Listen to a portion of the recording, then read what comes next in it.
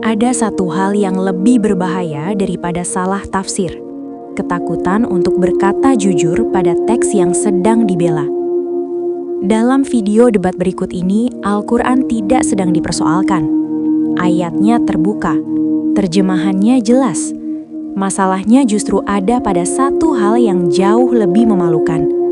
Seorang yang mengaku paham, tetapi tidak berani mengakui apa yang tertulis di depan matanya sendiri. Bukan karena ayatnya ambigu, bukan karena bahasanya rumit, melainkan karena kejujuran terasa terlalu mahal bagi posisi yang sedang ia pertahankan. Faruk, tema kali ini itu adalah mengenai statement Al-Quran yang menyebutkan selamat atas lahirnya anak Allah. Apakah Anda setuju atau membantah? Oke, berarti saya ditanya nih kan? Ya, setuju atau membantah. Kalau setuju berarti selesai, nggak usah diskusi. Kalau membantah kita lanjut. Saya datang ke Komal Edis dengan teman-teman. Saya nggak pernah dikasih kesempatan bertanya. Nah, udah gelagapan kan? Ini. Naik, ditanya satuan, langsung menseret. Tenang, saya tanya dulu, apakah kamu setuju? Saya boleh minori nggak? Kalau nggak boleh apa? Mau lari? Enggak. Saya Lari. cuma mau lepaskan dari kamu, Dinda. Ya sudah, Faruk, dengarkan Faruk. Faruk, dengarkan. Tema kita adalah ini. Al-Quran mengeluarkan statement bahwasanya selamat atas lahirnya anak Allah. Setuju atau tidak setuju? Oke, saya ngomong ya. Berat. Setuju atau tidak setuju? Jangan dipotong. Faruk, kau jangan ketakutan begitu, Faruk. Dijawab saja setuju atau tidak setuju. Nggak dikasih ngomong. Lihat nih, berbelit kan dia, berbelit kan?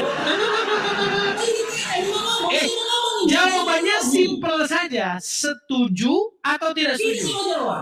Oke, silakan kamu tunjukkan datanya di mana Allah menyatakan kelahiran tentang anaknya, silakan. Baik.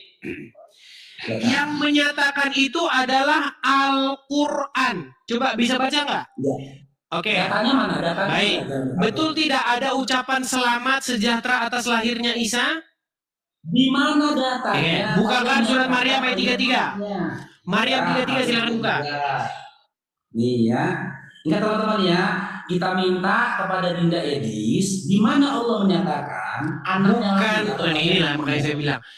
Kamu bisa baca nggak, Faruk? Al-Quran menyatakan selamat atas lahirnya anak Allah, bukan Allah. Allah ngucapin ke siapa? Datanya Dinda. Oke. Ya silakan. Si Edis kan teman-teman, Edis kan katanya 13 tahun belajar Quran. Nah, silakan baca. Silakan bacakan. Bacakan originalnya. Nggak usah lomba-lomba baca huruf Arab, baca terjemahannya, silakan. Silakan baca huruf Arabnya, baca terjemahnya, silakan. 13 tahun belajar Quran, bisa dibacakan Dinda, tolong. Lomba baca huruf Arab lagi. Jadi kamu nggak mau baca artinya? Tidak takut kamu sama artinya? Tidak belajar Quran, nggak bisa baca. Apakah kamu takut baca artinya? Bisa baca nggak? Enggak, saya nggak bisa baca itu. Baca artinya, silakan. Nah, silakan baca artinya. Ya, baca artinya. Kalau nggak bisa baca nih, kesejahteraan. Silakan. Kesejahteraan semoga dilimpahkan kepadaku pada hari kelahiranku, hari wafatku, dan pada hari aku dilahirkan. Mana narasinya yang mengatakan Allah itu bahwasanya satu-satu dulu, tenang. Jadi di situ ada nggak ucapan sejahtera? Tenang. Ada nggak di situ ucapan selamat sejahtera atas lahirnya Isa? Ada nggak? Oke, kita balikkan lagi datanya. Di sini atas lahirnya Isa atau atas lahirnya anak Allah? Tenang, Isa dulu. Nanti kita buktikan Isa itu anaknya siapa? Isa dulu. Kamu anak Allah. Tenang. Nanti Isa anak siapa nanti? Isa anak siapa itu nanti. Jadi ada nggak ucapan? Satu-satu. Tenang. Jangan emosi, Dinda. begitu. Apakah kamu Memang setuju? ini kan Al-Quran. Apakah kamu setuju? Selamat atas lahirnya anak Allah. Mana datanya? Nah, apakah kamu setuju di situ ada ungkapan keselamat sejahtera atas lahirnya Isa? Yang jadi temamu kelahiran Isa atau kelahiran anak Allah? Nanti, Isa itu anak siapa nanti? Isa dulu. Ada nggak? Datanya mana ini? Temamu Oke. datanya mana? Isanya ada nggak? Takut dia mengakui. Aku sudah sampaikan. Isanya ada? Di sini. Isanya ada nggak? Saya. Isanya ada nggak? Jadi mana kan? Kalau kamu mengatakan ada Isa, nih, ada nama Isa tertuliskan. Nah, saya balik lagi datanya. Silakan. Nah, mana data tertuliskan nama Isa? Oke. Di ayat sebelum. Oke, siapa yang bicara di situ? Yang bicara di situ siapa? Loh, yang saya tanyakan mana datanya Dinda berdasarkan Yang temamu. bicara di situ siapa? Yang bicara di situ siapa? Dalam Qurannya bohong kamu ya. Bohong Faruk, nggak ada yang datanya bicara di situ siapa, Faruk? Loh, kok bertanya yang bicara? Al-Quran itu kalamullah, perkataannya Allah. Yang ngomong di surat Maryam ayat 33 itu siapa? Udin, Joko atau Isa? Gondrong. Udin, Joko atau Isa? Nggak jawab dia. Siapa yang di situ berkata Udin, Joko atau Isa? Tidak ada narasi di dalam Al-Quran di Baik. mana Allah menyatakan. Saya akan tunjukkan ayatnya. Boleh saya Nah, tanya? tenang, Boleh saya tanya sekarang? Ketakutan dia, teman-teman. Baik. Kita bukakan surat Maryam ayat 33 dulu ya. Maryam Nggak boleh saya 33. tanya Dindanya. Nggak Artinya boleh tanya abangnya Dinda. mau lari dia. Nggak boleh. Sampai main seret dia kita bikin di sini. Baik. Apakah kamu menyembah pada Yesus? Saya balikkan dulu kamera saya. Apakah Oke. kamu Edis menyembah kepada Yesus? Baik, mau lari dia. Baik. Siapa di sini yang Apakah bicara, kamu menyembah kepada Faruk? Yesus? Yang bicara siapa di sini? Dan kesejahteraan semoga dilimpahkan kepadaku pada hari lahirku. Aku di sini siapa? Oke, aku di situ domir atau isim? Enggak. memang mereka ini di sini teman-teman. Mutar. Faruk, siapa aku di sini? Ya aku di situ kita kaji dulu isim atau domir. Oke, aku di sini Budi atau Isa? Gondrong. Siapa? Namanya siapa? Gondrong. Mana namanya di sini gondrong? Siapa? Yang kayak begini mau diskusi Faruk. Kau banyak mutar-mutar. Orang di situ udah jelas Isa, kau mutar-mutar. Jadi di situ bukan Isa. Sebentar, di situ bukan Isa. Bukan Isa itu. Apakah di dalam surah Maryam itu, sekarang udah dulu enggak? Ada kan dihapus, jangan dihapus lah judulnya, apa? Hapus judulnya juga. Mutar-mutar kok Faruk. Ini kayak gini yang mau kamu tonton kan? Judulnya kan ini. Baik, saya tampilkan lagi.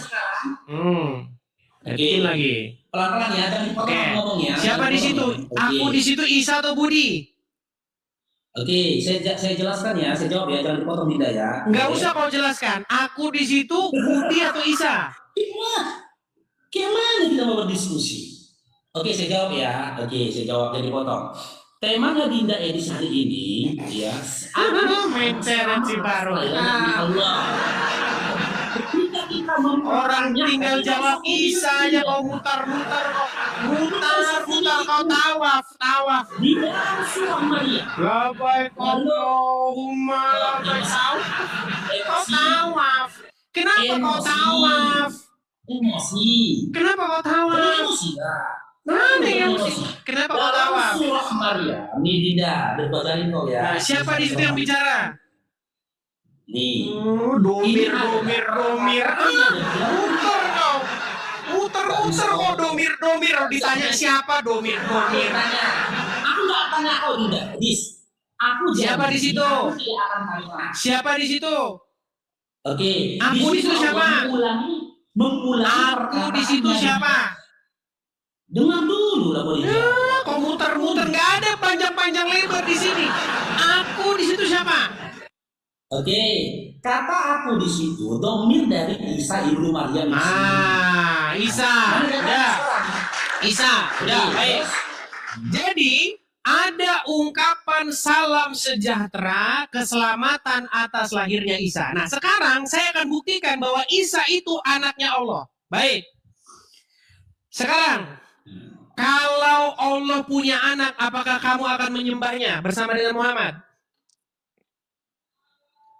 Di mana datanya Allah punya anak, Dinda? Kalau Allah punya anak, apakah kamu dan Muhammad akan menyembahnya? Oke, saya dirangkum juga ya. Kalau Yesus punya babi, apakah Tenang. Jangan panik. Tenang. Gimana? Kalau Allah gini baru. Ini kalau kau nggak jawab ini, saya kasih yang lain. Kalau kau nggak jawab ini, saya kasih yang lain. Baru kalau kau tidak jawab ini, aku kasih yang lain. Pertanyaan terakhir. Ini aku kasih yang lain. Takut. Mana katanya? Kalau Allah punya anak, kalau berarti kalau itu bisa jadi enggak. Ya kan? Kalau Allah punya anak, apakah kau akan menyembahnya? Kalau Yesus punya babi, apakah kau menyembahnya? Baik, kau tidur di bawah sana. Nggak ada yang berdiskusikan. Berbelit dia muter-muter. Kan tinggal jawab saja. Kalau Allah punya anak, seandainya, apakah kau akan menyembahnya? Kenapa muter-muter kalau Yesus punya babi? Kan nggak nyambung. Masa dia ditanya kalau Allah punya anak kok kalau Yesus punya babi? Ada saja mereka ini. Ungkapan itu ada di dalam Al-Quran, Pea. Gimana? Nangis baru di bawah. Perdebatan pada video tadi sesungguhnya tidak pernah benar-benar tentang Al-Quran. Ia bukan soal ayat, bukan soal Isa, dan bahkan bukan soal konsep anak Allah. Yang dipertontonkan di hadapan publik adalah sesuatu yang jauh lebih mendasar dan lebih memalukan. Ketakutan seorang pembela iman untuk jujur pada teks yang ia klaim sucikan. Sejak awal, struktur diskusi sudah mengarah pada satu titik krusial, pengakuan atas fakta tekstual. Surah Maryam ayat 33 diajukan. Terjemahannya tersedia dan maknanya tidak tersembunyi di balik metafora kompleks. Ayat itu berbunyi lugas. Kesejahteraan semoga dilimpahkan kepadaku pada hari kelahiranku. Dalam dunia akademik, ini adalah tahap paling dasar, mengakui apa yang tertulis sebelum memperdebatkan maknanya. Namun justru di titik paling elementer inilah Farouk gagal. Yang terjadi bukanlah perbedaan tafsir, melainkan penghindaran yang disengaja. Farouk tidak berkata iya, tetapi juga tidak berani berkata tidak. Ia berdiri di wilayah abu-abu yang aman secara ideologis, tetapi runtuh secara intelektual. Ini bukan sikap seorang pencari kebenaran, melainkan sikap seorang penjaga benteng. Bukan benteng kebenaran, melainkan benteng posisi. Ketidakjujuran ini semakin telanjang ketika ia terus menghindari pertanyaan paling sederhana. Siapa subjek yang berbicara dalam ayat tersebut? Dalam filologi Al-Quran, ini bukan pertanyaan kontroversial. Surah Maryam ayat 33 adalah ucapan Isa, tipik. Namun menyebutkannya terasa berbahaya, karena satu pengakuan jujur akan memaksa langkah berikutnya, diskusi makna yang lebih dewasa. Dan di sanalah resiko muncul. Resiko bahwa teks tidak bisa dikontrol sepenuhnya oleh narasi apologetik yang selama ini dipertahankan. Disinilah kita menyaksikan gejala klasik ketidakjujuran epistemik. Ketika seseorang tahu jawabannya, tetapi memilih diam. Ketika ia paham teksnya, tetapi berpura-pura bingung. Ketika ia lebih takut pada implikasi makna daripada kebohongan itu sendiri.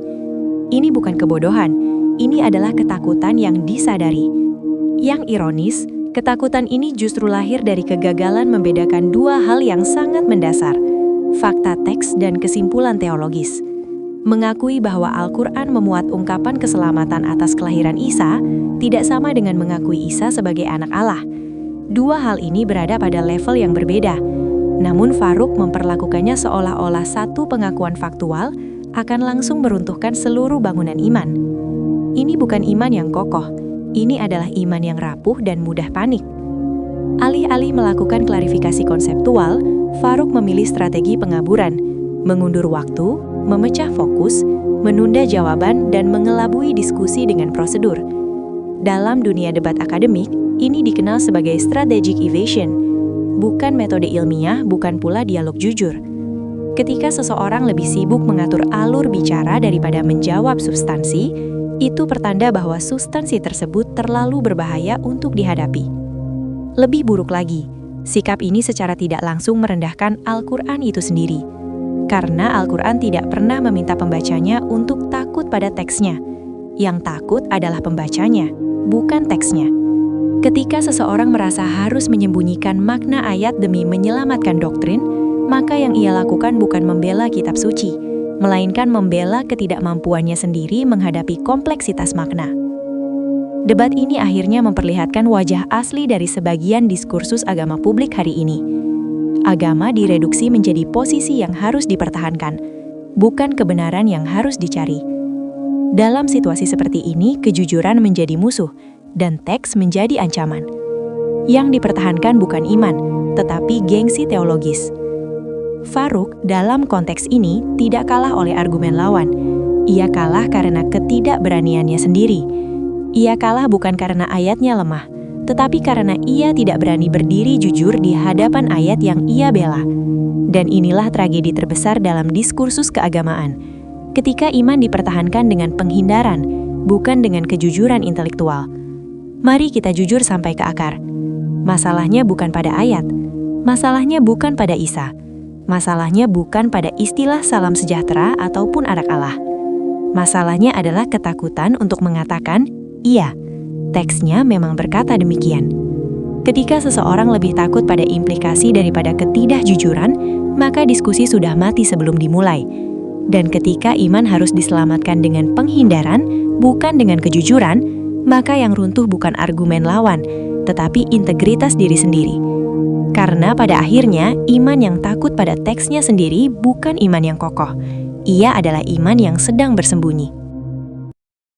Terima kasih telah menyaksikan tayangan video ini.